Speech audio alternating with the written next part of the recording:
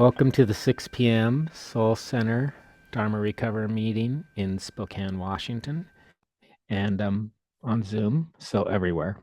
I'm really grateful to see everybody. And what's beautiful for me tonight is I almost phoned or emailed and asked Julia to take this over. And I'm going to explain why I did not, even though it would have been rational at the time to do so. So yesterday I take a medicine, and sometimes the side effect is just bad problems with my digestion. Was up a lot of the night going to the bathroom because of it. So I didn't get a lot of sleep, and my stomach felt really raw and still does a little bit. And that was very discouraging to me because I had not had that for a while, that side effect. So it reoccurring without even an increase of dose, it just I really felt discouraged. Um, and then I came into work. Um, my job is wonderful. It's just the conditions, the things that happened at work today were upsetting to me, and I really wanted to share how I work with that in my practice, in my recovery, how I make it to bedtime on Monday evening on a bad Monday without drinking wine, without compulsively eating, without being enraged, without making up stories. Um, and it was important for me to share that because it's something I learned, and it was hard earned for me to learn it. Um, so this morning I'd learned that a 17-year-old that was shot in Spokane Valley last Wednesday was an LC student named Connor. And I recognized him, even though we had never spoke. I found he is later in the day. I found out also that a freshman named Kingston had killed himself over the break. So had lost two students at LC. And I felt bereft. I was not close to these students. Um, I was not. I never really even had a conversation, but I just felt so sad. And it's normal for me to feel sad just based on the death of two beautiful human beings that had so much promise and what had happened. And I knew there was more to it than me.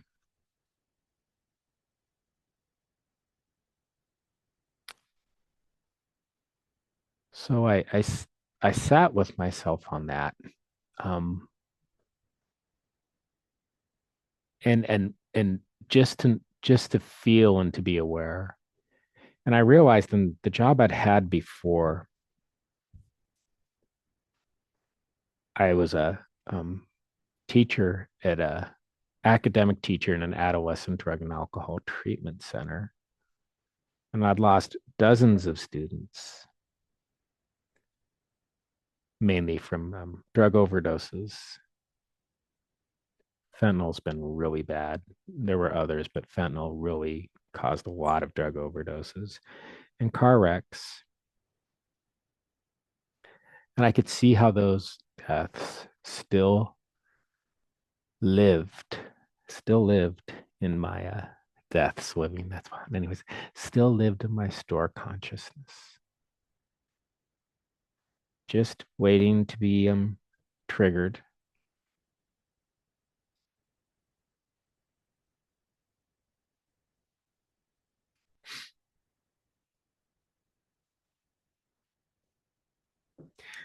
These were students I helped get GEDs. Some of them I'd grown close with and had listened to a lot, listened to their dreams and what they'd wanted. Some of them were students who drove me absolutely crazy, and I was doing everything I could to help them. And I felt that and heard that suction sound of futility, something that could drag me into itself.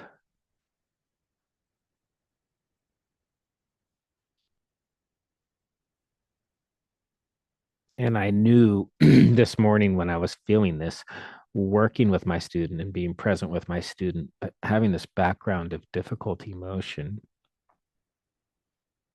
that I not want to sit with my sadness.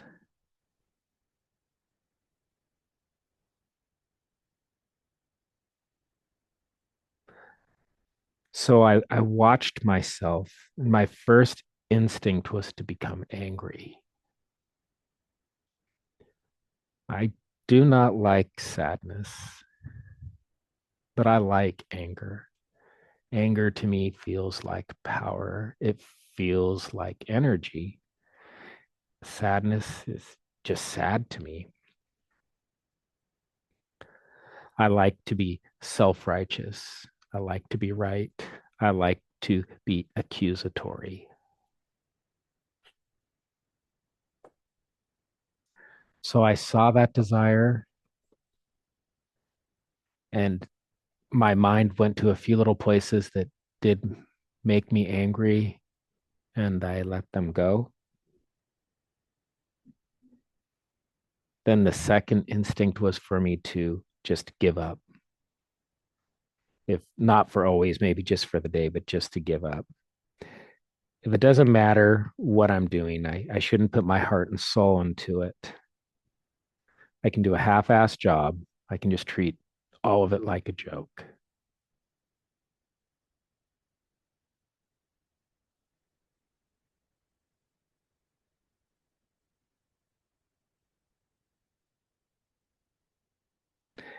But I couldn't do that because it wasn't a joke.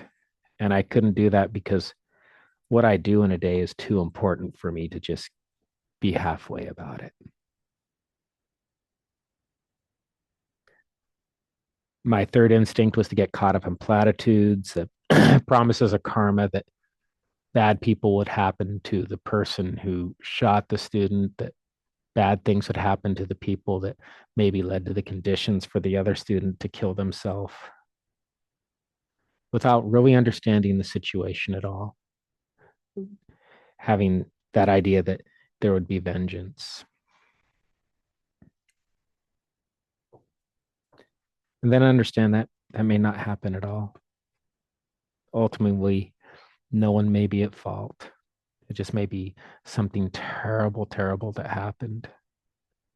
And even if people are at fault, they can seek their own liberation.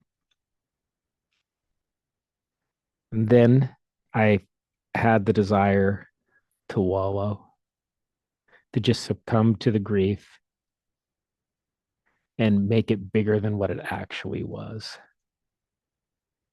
Just to be in that state of hopelessness.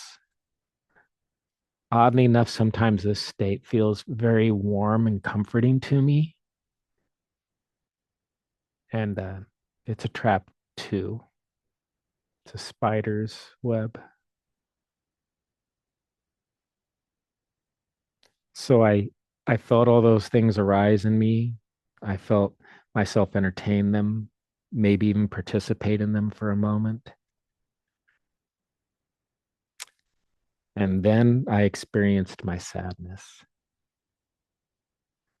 I am grateful that I was able to read so much and learn so much from YouTube videos and reading from so many teachers.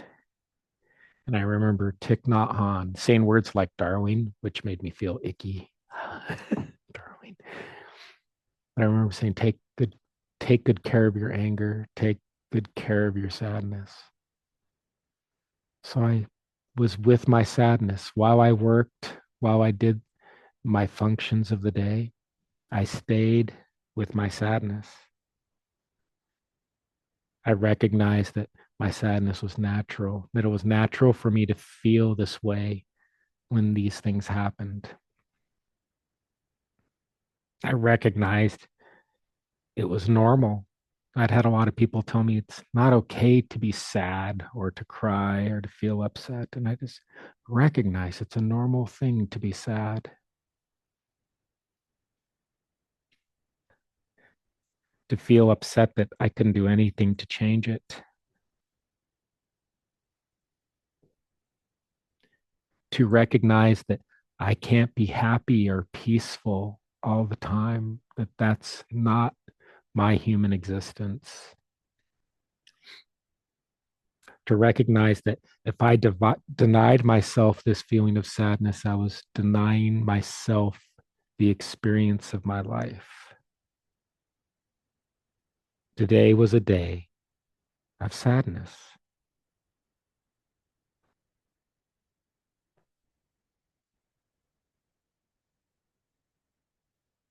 And by doing that, I feel like the pain is subsiding.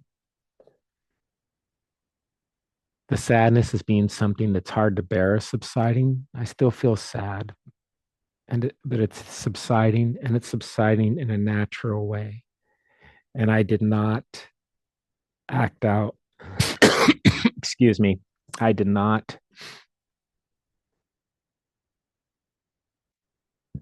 succumb to anything addictive. I did not behave waywardly at all. I stuck with my practice of being aware of my emotion. And I got a haircut. I just said, I want to get a haircut. I just want to sit down and get a haircut and have someone focus on me for a while. So that was nice. Knowing it wouldn't fix it, knowing it would just be nice to take good care of myself in my sadness. And having done that, the sadness really isn't so bad. Usually it's something I'm very, very frightened of, very afraid of. So I'm afraid the sadness will capture me and take me away with it. And just feeling it, it becomes another emotion, like the clouds in the sky. They move across and something new arises. And those of us who suffer from addiction, it's really important for us to have our feelings and have that space to feel our feelings. So I wanted to be here. And the last thing I did was to be here and share this story because I never have to do it alone. I'm in a Sangha. And when I share it, it becomes less of a burden on me. Um, and that's why I for sure wanted to be here today, even though I'm feeling a little bit. Spent a lot of time talking. So I just want us to do a few minutes of silence and go into sharing.